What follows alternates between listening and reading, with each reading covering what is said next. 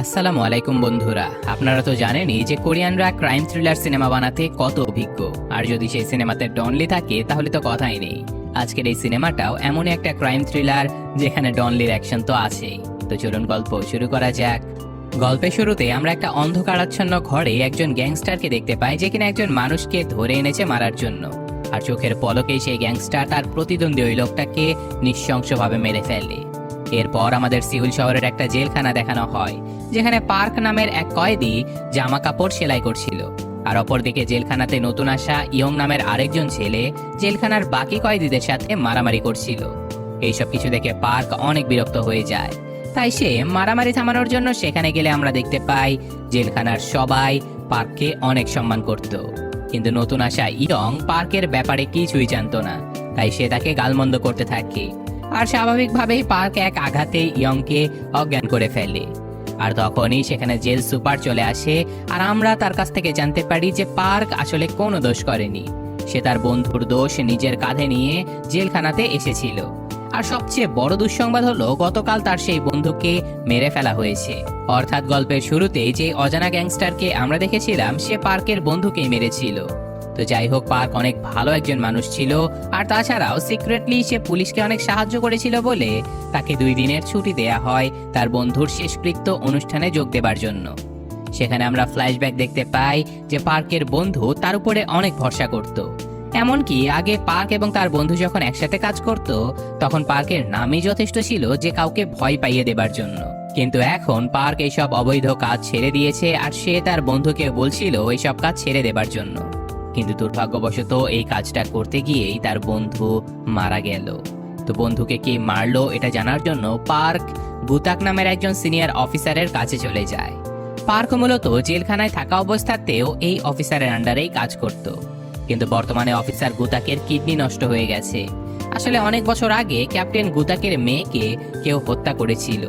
যদিও পরবর্তীতে ক্যাপ্টেন সেই হত্যাকারীকে মেরে ফেলে, কিন্তু তার মেয়ের শোকে সে মাদকাসক্ত হয়ে পড়ে, যার ফলে বর্তমানে তার এই অবস্থা।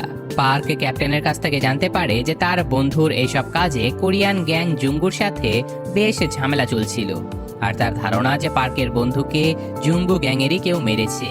তাই পার্ক এখন জুঙ্গু গ্যাংয়ের লিডারের সাথে দেখা করার জন্য তার এক বান্ধবী ইউনকে ফোন করে। পার্ক জানতো যে জুঙ্গু গ্যাংয়ের লিডার মিনজুং এখন কোরিয়ার সবচেয়ে সুরক্ষিত জেলখানাতে বন্দী রয়েছে। তাই সে তার বান্ধবীর কাছ থেকে জানতে চায় জুংয়ের সাথে দেখা করার জন্য। এখানে পার্ক জানতে পারে যে ইউন এখন কোরিয়ার বিভিন্ন জেলখানা থেকে ভয়ঙ্কর কিছু কয়েদিদেরকে অন্য একটা জেলখানাতে ট্রান্সফার করছিল। এদের মাঝে জুংও রয়েছে। তো কথাবার্তা শেষ হতে আমরা দেখতে পাই লিলি নামের একজন মেয়ে সম্প্রতি ধরা পড়েছে পুলিশের হাতে। এই মেয়েটা বিভিন্নভাবে মানুষকে স্ক্যাম করে লাখ লাখ টাকা হাতিয়ে নিয়েছিল।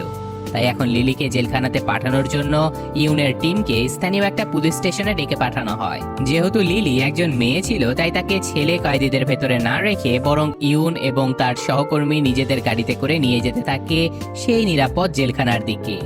কিন্তু পথিমধ্যেই তারা কিছু বুঝে ওঠার আগে একটা বিশাল বড় ট্রাক এসে তাদের সকল গাড়িগুলোতে হামলা করে দেয়। মুহূর্তের মধ্যেই কয়েদিদের সে বাস উল্টে যায়, পুলিশের একটা গাড়ি বিস্ফোরিত হয়ে যায়। আর সুযোগ বুঝে লিলি সহ বেশ কয়েকজন কয়েদি সেখান থেকে পালিয়ে যাবার চেষ্টা করে। কিন্তু পুলিশ অফিসার ইউন তখনও বেঁচে ছিল।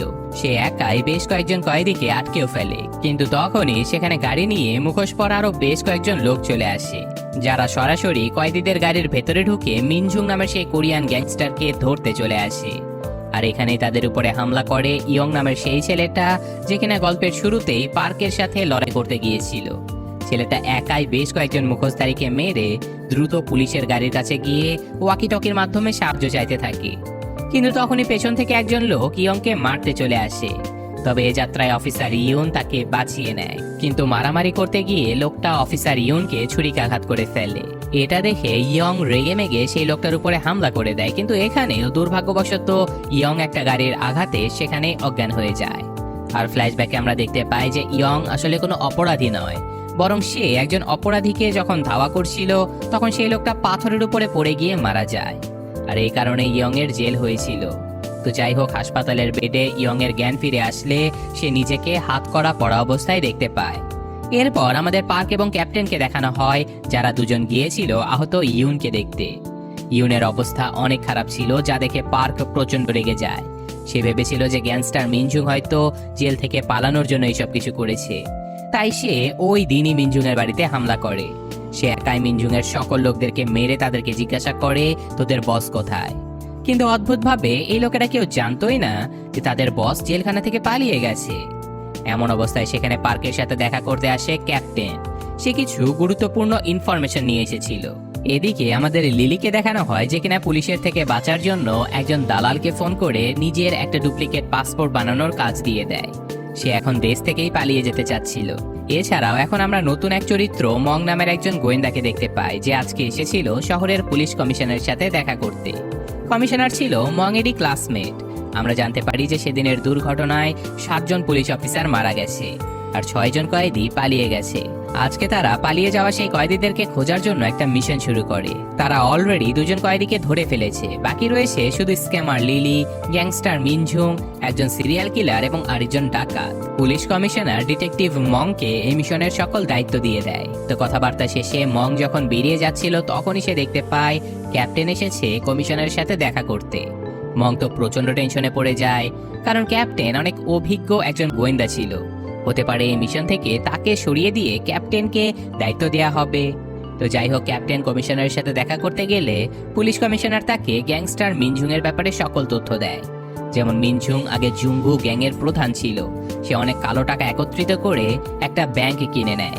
তারপর আন্ডারওয়ার্ল্ড ছেড়ে পুরোপুরিভাবে সে বিজনেসম্যান বনে যায়। কিন্তু মাস 3 আগে মিনঝুং পুলিশকে জানিয়েছিল যে তাকে নাকি কেউ মারার হুমকি দিচ্ছে, কারণ তার কাছে দেশের বড় বড় ঘুষখোর লোকেদের একটা লিস্ট রয়েছে। তার উপর একবার হামলা হয়েছিল, তাই তার নিরাপত্তার জন্য ভিআইপি কয়েদি হিসেবে তাকে জেলখানাতে রাখা হয়েছিল। কিন্তু জেলখানাতে তার উপরে প্রাণঘাতী হামলা হয়, আর এই জন্যই তাকে অন্য একটা জায়গাতে নিয়ে যাওয়া হচ্ছিল। এটুকু শুনে ক্যাপ্টেন বলে যে মিনজুংকে ট্রান্সফার করা হচ্ছে, এটা তো পুলিশ ডিপার্টমেন্টের লোকেরা ছাড়া কেউ জানতো না। তার মানে নিশ্চয়ই পুলিশের মাঝেরই কেউ একজন খবরটা লিক করে দিয়েছে। এখন তাহলে কয়েদিদেরকে খোঁজার কাজ পুলিশকে দিয়ে হবে না, কারো উপরেই বিশ্বাস করা যাবে না। তাই কমিশনার ক্যাপ্টেনকে তার গোয়েন্দা পদে আবারও জয়েন করার অনুরোধ জানায়। এদিকে আমরা ডিটেকটিভ মংকে দেখতে পাই যে কিনা ক্যাপ্টেনের চিন্তায় একটা ক্লাবে বসে মদ খাচ্ছিল। সে তার বন্ধুকে বলতে থাকে যে এবারও হয়তো আমি প্রমোশন পাবো না রে, আমার কেসটা হয়তো ক্যাপ্টেন নিয়ে যাবে, কারণ ক্যাপ্টেনের কোনো কাজ তো আর আইন মেনে করতে হয় না। আমরা আইনের চক্করে পড়ে যে কেস সলভ করতে বছরের পর বছর সময় লাগায়, ক্যাপ্টেন তার দলকে নিয়ে সেই কেস মাত্র 3 সপ্তাহে সলভ করে ফেলে। আসলে ক্যাপ্টেন পুলিশ এবং ক্রিমিনালদেরকে সাথে নিয়ে এমন একটা গ্রুপ তৈরি করেছিল যারা ক্রাইম ইনভেস্টিগেশনের কাজ করত।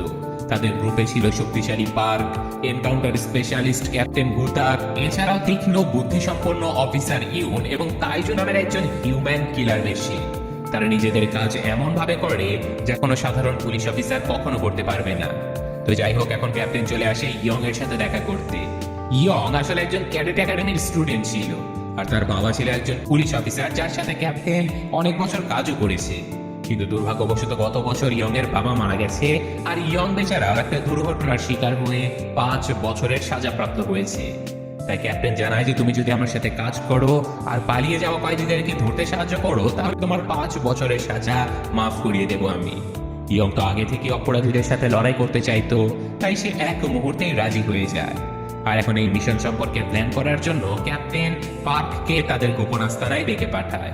পার্ককে একা দেখতে পেয়ে ক্যাপ্টেন বলে যে তাইজু কোথায়। পার্ক জানায় যে তাইজু এখন এইসব কাজ ছেড়ে ধর্মের পথে চলে গেছে। এখানে পার্ক ইয়ংকে দেখেই চিনে ফেলে, কারণ সে তো জেলখানাতে ইয়ংকে একবার মেরে অজ্ঞান করে ফেলেছিল। ক্যাপ্টেন জানায় যে এই মিশনে পার্কের সহকর্মী হবে ইয়ং। তো এখন কয়েদিদেরকে ধরার জন্য তাদের বর্ণনা দেওয়া হয়। প্রথমে আসে সিয়ন নামের সেই সিরিয়াল কিলার, যে কিনা বৃদ্ধ এবং মহিলাদেরকে টার্গেট করত। মাত্র 2 বছরে সে 18 জন মানুষকে মেরে ফেলেছে। পরবর্তীতে ধরা পড়লে তার যাবজ্জীবন কারাদণ্ড হয়। এছাড়াও কিম নামের আরেকজন সেদিন পালিয়েছিল, যে কিনা এমন কোনো অপরাধ নেই যা করেনি, কিন্তু তাকে মাত্র 15 বছরের সাজা দেওয়া হয়েছে। এছাড়াও সেদিন পালিয়ে যাওয়া মেইন অপরাধী ছিল মিনঝুং, যে কিনা কোরিয়ান গ্যাং জুঙ্গুর লিডার ছিল। এই কথা শুনে পার্ক বলে যে ওকে তো আমি নিজে হাতে মারবো। আসলে পার্ক তো জানতো যে তার বন্ধুকে মারার পেছনে জুঙ্গু গ্যাংয়েরই হাত রয়েছে। এছাড়াও তাদেরকে লিলি নামের সেই স্ক্যামার মেয়েটাকেও ধরতে হবে, যে কিনা শত শত মানুষের ব্যাংক অ্যাকাউন্ট হ্যাক করে টাকা ছিনতাই করেছিল। তো মিশনের শুরুতেই তারা লিলি নামের সেই মেয়েটাকে ধরতে নামে, আর তারা খবর পেয়েছিল যে লিলিকে এইসব স্ক্যামিং করতে সাহায্য করে মিনসাং নামের একজন লোক, আর মিনসাং ছিল পার্কের পরিচিত। তাই আজকে পার্ক মিনসাং এর কাছে যেতে, এছাড়া মিনসাং ভয়ে পার্ককে বলে যে ভাই তুমি যা বলবে আমি তাই করব, আমাকে বাস মেরো না তুমি। তো যথারীতি পার্ক লিলি নামের সেই মেয়েটার ব্যাপারে ইনফরমেশন নিতে মিনসাং সেখান থেকে পালিয়ে চলে যায়। কিন্তু পার্ক এক পর্যায়ে তাকে ধাওয়া করে ধরে এক ঘুষিতেই অজ্ঞান করে ফেলে। আর তারপর মিনসাং এর পিছু করে তারা লিলির কাছে পৌঁছে যায়। আর লিলি মিনসাং এর থেকে সেই নকল পাসপোর্ট নিতে এসে ক্যাপ্টেনের দলের হাতে ধরা পড়ে যায়। এরপর ক্যাপ্টেন লিলিকে নিয়ে তাদের গোপন আস্তানাতে চলে আসে। আর যথারীতি ক্যাপ্টেন লিলিকেও অফার করে যদি লিলি তাদের সাথে কাজ করে, সেই পলাতক কয়েদিদেরকে ধরতে সাহায্য করে, তাহলে লিলির জেলখানার সাজা মওকুফ করে দেওয়া হবে। লিলি তো সাথে সাথে রাজি হয়ে যায়। আর এখন সেখানে পার্ক এবং ইয়ং আসলে তারা ইনভেস্টিগেশনের কাজ শুরু করে দেয়। তাদের প্রথম টার্গেট ছিল কিম নামের সেই অপরাধী, যে কিনা অপরাধ করার পাশাপাশি মেয়েদের প্রতি অনেক দুর্বল ছিল। তারা কিমের অনলাইন ট্রানজ্যাকশনের মধ্যে দিয়ে তার ব্যবহার করা একটা সিমের তথ্য পায়, যে সিম দিয়ে সে একটা মেয়ের সাথে কথা বলেছিল। তাই এখন তাদের ধারণা যে কিম নিশ্চয়ই ওই মেয়েটার কাছে যাবে বা সেই মেয়ের কাছে কিমের ব্যাপারে কোনো তথ্য পাওয়া যাবে। তাই সেদিনই তারা সেই মহিলার কাছে চলে যায় জিজ্ঞাসাবাদ করতে। কিন্তু এখানে সেই মহিলাকে বোঝানোর জন্য লিলি এগিয়ে যায়। সে মহিলাটাকে বোঝায় যে দেখো, আমি জানি কিমকে তুমি চেনো, ও হয়তো তোমাকে বলেছে ও তোমাকে অনেক ভালোবাসে, কিন্তু কিম একজন মিথ্যাবাদী। সে আমাকেও এইসব কথা বলেছিল। ও একজন ভয়ঙ্কর ক্রিমিনাল। ও শুধু তোমাকে ব্যবহার করছে নিজের নিরাপত্তার জন্য। তুমি যদি কিছু জানো কিমের ব্যাপারে তাহলে আমাদেরকে বলে দাও। মহিলাটা খুবই সরল মনে তাদেরকে সবকিছু জানিয়ে দেয়। আর এখন মহিলাটি যখন কিমের সাথে খাবার খাচ্ছিল তখন সে কিমকে বলে দেয় যে এমন অজানা একটা মেয়ে সে আজ তার ব্যাপারে জিজ্ঞাসাবাদ করেছে। কিম বুঝতে পারে যে নিশ্চয়ই এরা পুলিশের লোক, তাই সে দ্রুত এখান থেকে পালিয়ে যেতে থাকে। কিন্তু ক্যাপ্টেনের দল তাকে ধাওয়া করতে করতে এক পর্যায়ে ধরেই ফেলে। এটা দেখে আবার কিমের গার্লফ্রেন্ড সেই মহিলাটা ছুটে আসে তাকে বাঁচানোর জন্য। কিন্তু কিম উল্টে এই মহিলাকে জিম্মি করে পালানোর চেষ্টা করে। বেচারি মহিলাটা বুঝে যায় যে সত্যি সত্যি কিম কখনো তাকে ভালোই বাসেনি। তাই সে কিমের চোখে পেপার স্প্রে করে দিয়ে সেখান থেকে সরে পড়ে। আর এখন পার্ক লোকটাকে মারতে মারতে গ্রেফতার করে ফেলে। কিন্তু তারা কিমকে নিয়ে যাবার আগে সেখানে ডিটেকটিভ মং তার দলবল নিয়ে এসে কিমকে ছিনিয়ে নিয়ে চলে যায়। এসব কিছু দেখে বেচারা ক্যাপ্টেন সেখানে হার্ট অ্যাটাক করে। তাই তারা মংকে না ধরে বরং ক্যাপ্টেনকে হাসপাতালে নিয়ে যায়। এরপর তারা কিমকে ধরার জন্য সোজা চলে যায় ডিটেকটিভ মং এর কাছে। তারা সরাসরি ইন্টারোগেশন রুমে গিয়ে কিমকে ধরে ফেলে। আর ইয়ং ডিটেকটিভ মংকে বলে যে নেক্সট টাইম খবরদার আমাদের কাজে নাক গলাবে না, ওকে আমরা ধরেছি আর জিজ্ঞাসাবাদও আমরাই করব। তাই তারা কিমকে জিজ্ঞাসাবাদ করে জানতে পারে যে সেই গ্যাংস্টার মিনঝুন এবং সিরিয়াল কিলার একসাথে পালিয়েছে। আর তাদের ব্যাপারে কিম এখন কিছুই জানে না। এখন আমাদের সেই সাইকো কিলার সিয়নকে দেখানো হয়, যে কিনা রাস্তা দিয়ে যেতেই দুজন পুলিশ অফিসারের দেখা পেয়ে যায়। আর পুলিশ অফিসারদের অসতর্কতার সুযোগ নিয়ে বিনা কারণে সিয়ন লোহার রড দিয়ে আঘাত করে অফিসার দুজনকে মেরে ফেলে। খুব বেশি দিন মানুষ না মারলে নাকি সিয়নের একদমই ভালো লাগে না। আমরা দেখতে পাই যে এখানে সিয়নের সাথে মিনঝুনও ছিল, আর তারা দুজন একসাথে নিরাপদ পালানোর জায়গা করছিল। এদিকে পার্ক তার দলবল নিয়ে এসেছিল মিকা নামের একজন মহিলার সাথে দেখা করতে। আসলে একমাত্র এই মহিলাটাই সিয়ন নামের সেই কিলারের হাত থেকে বাঁচতে পেরেছিল। মিকার অভিযোগের কারণে সিয়নকে ধরা হয়েছিল। তাই পার্কের ধারণা যে সিয়ন যেহেতু জেল থেকে পালিয়েছে, সে নিশ্চয়ই প্রতিশোধ নিতে মিকার উপরে হামলা করতে পারে। তাই তারা এসেছিল মিকাকে সতর্ক করতে। তো এইসব কিছুর পরে ঘরে ফেরার আগে হঠাৎ করে ইয়ংকে পুলিশ কমিশনার তার অফিসে ডেকে পাঠায়। সেখানে তারা একটা সিসিটিভির ফুটেজ পর্যবেক্ষণ করছিল। আর ওখানে তারা দেখতে পায় সিয়ন নামের সেই ছেলেটা কিভাবে পুলিশ অফিসার দুজনকে মেরেছিল। শুধু তাই নয়, তারা সেখানে মিনঝুনকেও দেখতে পায়। তাই তারা ইনভেস্টিগেশনে আরো বেশি মনোযোগী হয়ে যায়। এদিকে আজকে মিকাকে তার বস একটা মিটিং এর জন্য একটা হোটেলে ডেকে পাঠায়। মিকা দ্রুত সেখানে গেলে দেখতে পায় যে সিয়ন তার বসকে অলরেডি মেরে অপেক্ষা করছিল মিকার জন্য।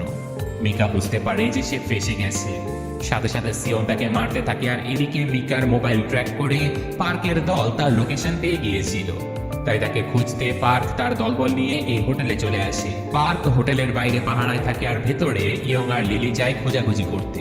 এখানে খুঁজতে গিয়ে হঠাৎ করে ইয়ং মিনঝুনের দেখা পেয়ে যায়। সে দ্রুত মিনঝুনকে ধরতে ধাওয়া করে, আর অপরদিকে লিলি একাই খুঁজতে থাকে মিকা নামের সেই মেয়েটাকে। হঠাৎ করে সে একটা ঘর থেকে মিকার চিৎকারের শব্দ শুনে লিলি সেখানে ছুটে চলে যায়। সে বুঝতে পারে যে ঘরের ভেতরে মিকাকে মারা হচ্ছে, কিন্তু সে কোনোভাবেই দরজা ভেঙে ভেতরে যেতে পারছিল না। তাই সাহায্যের জন্য লিলি পার্কে মোবাইল করে। আর চোখের পলকে পার্ক একটা বড় হ্যামার নিয়ে ছুটে চলে আসে। সে এক আঘাতে দরজা ভেঙে মৃতপ্রায় মিকাকে উদ্ধার করে নেয়। আর কিলার সিওনকে আচ্ছা মতো মেরে ওর কোমরের হাড় ভেঙে দেয়। এতে করে সিওন চিরজীবনের জন্য কোমরের নিচ থেকে প্যারালাইজড হয়ে যাবে। যাই হোক, পার্ক মিসেস মিকাকে নিয়ে দ্রুত হাসপাতালে যেতে থাকে। আর এদিকে গ্যাংস্টার মিনজুনকে ধাওয়া করতে করতে ফাইনালি ইয়ংও এই বৃদ্ধকে ধরে ফেলে। আর এখন মিনজুনকে জিজ্ঞাসাবাদ করতে তারা তাদের সিক্রেট আস্তানাতে মিনজুনকে নিয়ে আসে। পার্ক তো জুনের উপরে প্রচন্ড রেগেছিল, কারণ তার ধারণা এই জুনের গ্যাংই তার বন্ধুকে মেরে ফেলেছে। তাই সে জুনকে প্রচুর মারতে থাকে, কিন্তু জুন কান্না করতে করতে বলে যে আমি তোমার বন্ধুকে মারিনি, আমি কাউকে মারিনি, আমার একটা কথাটা শোনো। তাই পার্ক শান্ত হয়ে মিনজুনের কথা শুনতে থাকে। আর মিনজুন বলে যে আসলে কোরিয়ার আন্ডারওয়ার্ল্ড ইউশিহারা নামের একজন জাপানিজ গ্যাংস্টার কবজা করে নিয়েছে। ইউশিহারা জাপানের সবচেয়ে বড় গ্যাং ইয়াকুজাকে ধ্বংস করে পুরো জাপান কবজা করে নিয়েছে। আর এখন সে ইন্টারন্যাশনালি কাজ করার উদ্দেশ্যে প্রথমবার কোরিয়াতে নিজের অপারেশন চালাচ্ছে। তোমার বন্ধুকে ইউশিহারা নিজ হাতে মেরেছে। তোমার বন্ধুর জন্য ইউশিহারা নিজের ব্যবসা প্রচার করতে পারছিল না। ইউশিহারা প্রথমবার কোরিয়াতে এসে আমাকে প্রস্তাব দেয় তার সঙ্গ দেবার জন্য। আমি যদি তাকে সাপোর্ট করি তাহলে সে আমাকে অর্থ, অস্ত্র এসব কিছু দিয়ে সাহায্য করবে। তাই আমি জাপানিজ গ্যাংয়ের সাথে মিলে যাই, কিন্তু পরবর্তীতে আমি দেখতে পাই যে ইউশিহারা আমাকে ব্যবহার করে একটা ব্যাংক কিনে ফেলে, যার মাধ্যমে সে কালো টাকা লেনদেন করত। আর তারপর সে একটা ফার্মাসি কোম্পানি দাঁড় করায়, যে কোম্পানিতে এমন সব ড্রাগ তৈরি করা হতো যা আজ অবধি পৃথিবীর কেউই দেখেনি। সে বিভিন্ন অনাথ আশ্রম থেকে, রিফিউজি ক্যাম্প থেকে, এমনকি রাস্তা থেকে ভিক্ষুকদেরকেও তুলে এনে তাদের উপরে এক্সপেরিমেন্ট করে এইসব ড্রাগ তৈরি করত। আর এইসব কাজে ইউশিহারা কোরিয়ার কোন কোন কর্মকর্তাকে কত টাকা ঘুষ দিয়েছিল, সরকারের কোন কোন লোক তাকে সাপোর্ট দিয়েছিল, এর একটা লিস্ট আমার কাছে রয়েছে। সেই লিস্ট উদ্ধার করার জন্য ইউশিহারা আমাকে মারতে চায়, কারণ এখন আমি আর ইউশিহারের সাথে কাজ করতে চাই না। এখন মিনজুন তার কাছে থাকা সেই লিস্ট পার্কের হাতে তুলে দেয়, কিন্তু তখনই সেখানে পুলিশ কমিশনার তার দলবল নিয়ে হাজির হয়ে যায়। এই কেস এখন সম্পূর্ণভাবে তিনি নিজের হাতে নিতে চাচ্ছিল, যা দেখেই পার্ক বুঝে যায় যে পুলিশ কমিশনার আসলে জাপানিজ গ্যাংয়ের কাছে ঘুষ নিয়ে বিক্রি হয়ে গিয়েছিল। এখন কমিশনার সে অপরাধী ব্যক্তিদের লিস্ট নিজের কাছে নিয়ে গ্যাংস্টার ইউশিহারার বডিগার্ডের হাতে মিনজুনকে তুলে দেয়। আর তারপর সব প্রমাণ লোপাট করার জন্য কমিশনার এই তিনজনকে এই গির্জার ভেতরে বেঁধে পুরো ঘরটাতে আগুন লাগিয়ে দেয়। কমিশনার তাদেরকে গুলি করেনি, কারণ সে চাইতো না ময়নাতদন্তে কোনো প্রমাণ পাওয়া যায়। এদিকে হাসপাতালে ভর্তি ক্যাপ্টেনকেও মারার জন্য কমিশনার একজন লোকের মাধ্যমে তার স্যালাইনে বিষ প্রয়োগ করে, কিন্তু ক্যাপ্টেন তখনই জেগে উঠে সেই লোকটাকে মেরে গাড়ি নিয়ে ছুটে চলে যায় পার্ক এবং তার দলকে বাঁচাতে। সে কমিশনারের সব লোকদেরকে গাড়ি দিয়ে উড়িয়ে দেয়। আর অপরদিকে পার্ক ততক্ষণে তাদেরকে বেঁধে রাখা দড়িটা ছিঁড়ে বাইরে বেরিয়ে আসে। বাইরে তাদের ক্যাপ্টেন ফায়ার সার্ভিসদের সাথে করে নিয়ে চলে এসেছিল তাদেরকে বাঁচাতে। আর সৌভাগ্যবশত এই যাত্রায় তারা সবাই প্রাণে বেঁচে যায়। আর এত বড় দুর্ঘটনার পরেও তারা এক মুহূর্ত বসে না থেকে পার্ক চলে যায় ডিটেকটিভ মংয়ের কাছে। এই বিপদের সময় পার্ক ডিটেকটিভ মংয়ের উপরে একটু ভরসা পাচ্ছিল, কারণ বিগত 5 বছর হলো মংয়ের কোনো প্রমোশন হয়নি। তার ব্যাংক ব্যালেন্স ফুলে ফেপে ওঠেনি, তার মানে মং কারো কাছ থেকে ঘুষ নেয় না। তাই পার্ক মংকে বলে যে ভাই একটু খুঁজে দেখ না জাপানিজ লোকটা তাদের ফ্যাক্টরি কোথায় স্থাপন করেছে। আর যথারীতি খুব সহজেই নথিপত্র ঘেটে মং একটা বাচ্চাদের খেলনা বানানোর ফ্যাক্টরির খবর পায়, যেখানে সম্ভবত জাপানিজরা তাদের কাজ চালাচ্ছিল। তাই তারা এখনই সেখানে যাবার সিদ্ধান্ত নেয়, কিন্তু মং বলে যে আরে ওয়ারেন্ট ছাড়া এভাবে গেলে ঝামেলা হতে পারে। কথাটা শুনে হাসতে হাসতে ক্যাপ্টেন মংকে ছেড়ে তার দলকে নিয়ে বেরিয়ে পড়ে। আর তারা যাবার পথে সেই ফ্যাক্টরির সিকিউরিটি দেখে বুঝতে পারে যে এই ফ্যাক্টরির ভেতরে ঢোকা বেশ কঠিন হয়ে যাবে। কিন্তু সেই কাজটা সহজ করতেই পার্ক তার এক পুরনো বন্ধু গবলিন ফুডকে আগে ইউশিহারার ফ্যাক্টরিতে পাঠিয়ে দিয়েছিল, কারণ এই গবলিনের পায়ে অনেক জোর ছিল, সে একাই 100 জনকে মারতে পারত। আর হ্যাঁ, এমনটাই হয়। গবলিন ডেলিভারি বয়সে যে ফ্যাক্টরিতে ঢুকে সবগুলো গার্ডকে মেরে পার্ক এবং তার দলকে ফ্যাক্টরির ভিতরে ঢুকিয়ে নেয়। তারপর তারা সবাই মিলে যেতে থাকে সেই জাপানিজ গ্যাংকে ধ্বংস করার জন্য। আর এইসব কিছু দেখে ভেতরে থাকা ইউশিহারা সবার আগে পুলিশ কমিশনারকে মারতে থাকে, কারণ তাকে টাকা দেওয়া হয়েছিল এদেরকে মারার জন্য। অথচ এরা সবাই এখনো বেঁচে আছে। তো যাই হোক, এদিকে পার্ক তার দলবল নিয়ে হামলা করে গ্যাংয়ের সবাইকে মারতে থাকে। আর এক এক করে প্রায় অর্ধেক লোককে মারার পরে পার্ক ক্যাপ্টেন এবং নিয়মকে উপরে পাঠিয়ে দেয় ইউশিহারাকে ধরার জন্য। এবার পার্ক, গবলিন এবং লিলি তিনজন জাপানিজ গ্যাংয়ের প্রত্যেকটা লোককে ভয়ঙ্কর ভাবে মারতে থাকে। এক পর্যায়ে গ্যাংয়ের লোকেরা পার্ককে একা একটা জায়গাতে ঘিরে ফেলে। এতে করে পার্ক আরো রেগে যায় আর সে সবাইকে প্রচন্ড মারতে থাকে। এইসব কিছু দেখে ইউশিহারার বডিগার্ড তাকে জাপানে ফিরে যেতে বলে, আর সে রয়ে যায় এই বিপদগুলো সামাল দেবার জন্য। এদিকে ক্যাপ্টেন ইয়ংকে সাথে করে নিয়ে ইউশিহারাকে ধরতে গেলে তাদের দেখা হয় ইউশিহারার গার্ডের সাথে। এই ছেলেটা ছিল ভয়ঙ্কর শক্তিশালী। এই ছেলেটাই গল্পের শুরুতে মুখোশ পরে দুর্ঘটনার সময় মিনজুনকে ধরতে গিয়ে অফিসার ইয়ংকে মেরেছিল। সে প্রথমেই ক্যাপ্টেনকে মেরে অজ্ঞান করে ফেলে আর তারপর তার সাথে লড়াই হয় ইয়ংয়ের। ইয়ং তার হাতে প্রচুর মার খেতে থাকে, কিন্তু সে কখনোই হার মানে না। আর সুযোগ বুঝে সে এক ধাক্কায় ছেলেটাকে লিফটের ফাঁকা জায়গা দিয়ে নিচে ফেলে মেরে ফেলে। এদিকে পার্ক ইউশিহারাকে ধরতে তার পিছু পিছু ছাদে চলে যায়। সেখানে ইউশিহারার তরবার বাহিনীর সাথে পার্কের ভয়ঙ্কর লড়াই হয়। এই লড়াইয়ে পার্ক অনেক আহত হয়ে যায়, কিন্তু সে হার মানে না। এক এক করে সবাইকে মেরে ইউশিহারার কাছে গেলে ফাইনালি সে তার বন্ধুকে হত্যা করার প্রতিশোধ নিতে এই গ্যাংস্টারের উপরে একের পর এক আঘাত করে তাকে সেখানে মেরে ফেলে। এদিকে পুলিশ কমিশনার তখনও বেঁচে ছিল। সে ক্যাপ্টেনকে সামনে রেখে বলে যে দেখো, তুমি আমাকে ছেড়ে দাও, আমার এইসব কথা কাউকে বলো না, আর আমার এইসব কথা কাউকে বলো না, তুমি যত টাকা চাও আমি তোমাকে দেবো। কথাগুলো শুনে ক্যাপ্টেন এক ঘুষি মেরে কমিশনারকে সেখানে অজ্ঞান করে ফেলে। আর ফাইনালি সবাই জাপানিজ গ্যাংটাকে ধ্বংস করতে পেরে অনেক খুশি ছিল। আর এখন ডিটেকটিভ মং তার দলবল সহ ওয়ারেন্টে নিয়ে এসেছিল এই ফ্যাক্টরি সার্চ করতে। এখানে এসে সে দেখতে পায় যে অলরেডি সকল কাজ করা হয়ে গেছে। এই ঘটনার পরে পার্ক এবং তার সঙ্গীদের সকলের সাজা মওকুফ করে দেওয়া হয়, কিন্তু শর্ত দেওয়া হয় যে কোনো দরকারে তাদের প্রধান কাজ হলো পুলিশকে সাহায্য করা। কিন্তু ক্যাপ্টেন এখনো এই কাজ করতে রাজি হচ্ছিল না। সে জলদি মৃত্যুবরণ করে তার মেয়ের কাছে যেতে চাচ্ছিল। তাই পার্ক এবং পার্কের সাথীরা ক্যাপ্টেনকে বোঝায় যে আমরা মিনজুনের সেই ঘুষখোরদের লিস্ট পেয়ে গেছি ক্যাপ্টেন। এছাড়াও আপনাকে কিডনি দেবার জন্য ডোনারও পেয়ে গেছি। আপনার উচিত দ্রুত সুস্থ হয়ে এই ঘুষখোরদের বিরুদ্ধে অ্যাকশন নেয়া। কথাগুলো শুনে ক্যাপ্টেন আবারও বেঁচে থাকার জন্য একটা উদ্দেশ্য খুঁজে পায়। আর এই ঘটনার সাথে সাথে আজকের এই গল্পটা শেষ হয়ে যায়। তো বোঝাই যাচ্ছে পরবর্তীতে ক্যাপ্টেনকে সাথে করে নিয়ে তারা সেই ঘুষখোর ব্যক্তিদের উপরে ভয়ঙ্কর অ্যাকশন নিতে চলেছে। তো কেমন লাগলো গল্পটা কমেন্টে জানাবেন। আমি আজকের মতো বিদায় নিচ্ছি। আল্লাহ হাফেজ।